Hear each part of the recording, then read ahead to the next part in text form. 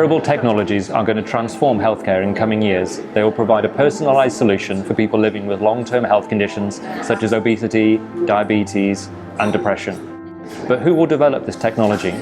We need a new generation of researchers and developers who understand healthcare needs, the capability of technology, the world of fashion and design, and also appreciate the ethical issues. The Dress Sense competition was our initiative in Bristol to develop a community of young people from schools, universities, from the NHS and from industry who would work together to produce a prize-winning piece of wearable technology for healthcare.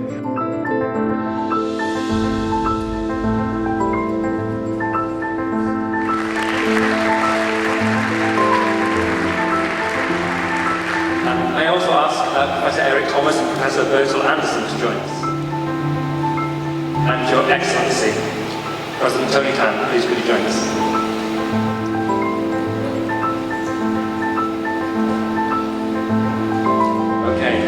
Gentlemen, I now would like to invite you to launch our competition for us.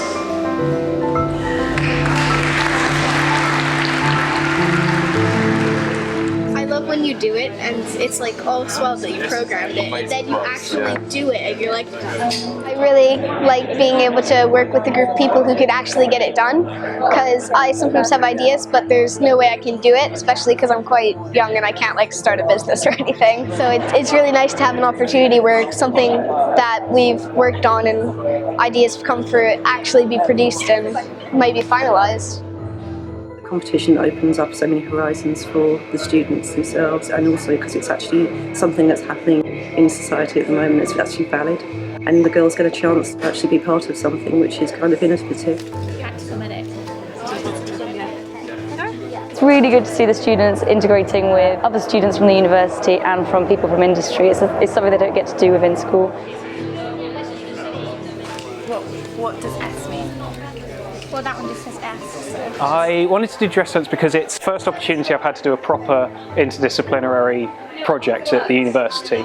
I spend a lot of time with computer scientists and electronics engineers, and you can end up being sort of quite focused, quite blinkered. So it's interesting to hear other people's engineering problems. So to have medics come up to me and say, oh, I want to know beforehand when somebody's going to have a fit due to epilepsy, or over time how somebody's posture changes as so if somebody's quite depressed, they're going to be into themselves and maybe looking at their feet a lot. How do you detect that over time is a very interesting problem. It's really interesting to work with people who can code and the engineers who can actually make things happen and like learn about the technology and the kind of what it can do and the limitations of that. Coming from a technical background, from a mechanical engineering background, I've found working with medical people really valuable for keeping our ideas grounded and making sure they have a specific user in mind. At the same time, all the stuff we're doing with the electronics wouldn't be possible unless we have people with those skills as well. And we've been really impressed and amazed actually working with the school children. So Melody and Lucy and our team have been designing our app.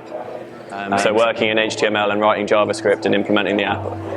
I've really learned a lot from engineers, fashion designers, even school students. The school students actually came up with the slap band idea, which without them we wouldn't have thought of ourselves. So it's definitely meeting all the different types of people and learning from them, and hopefully I can help them learn new things as well.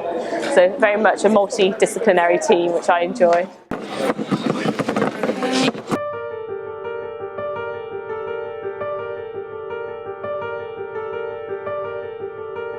And the green cable is on the other side with the G on the header pins.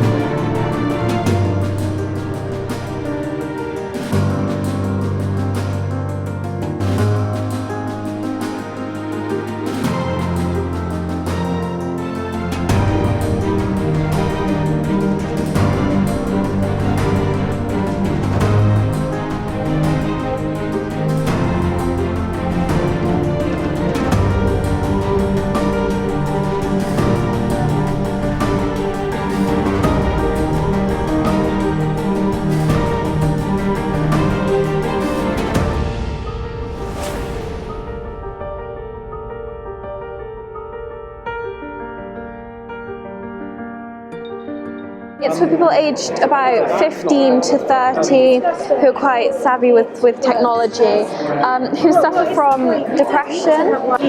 It's going to help them keep track of their CBT, cognitive behavioural therapy. So we've got the wearable watch that collects the data, the actual robot. It will give them tasks to complete with cognitive behavioural therapy homework. You plug the watch in at the end of the day and it recharges it. It also relays all the information that it's gathered onto the robot, and overnight it will program it.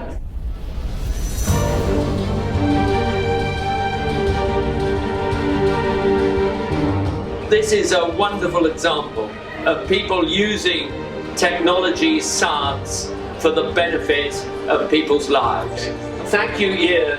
Thank you, Toshiba. Thank you, EPSRC, and all those who have shown faith in it. I think this could grow to be something really significant. This is exactly what Bristol is about. It's about bringing together the young and the old, bringing technology and the arts together, because this is really clever and it is about making a healthier city.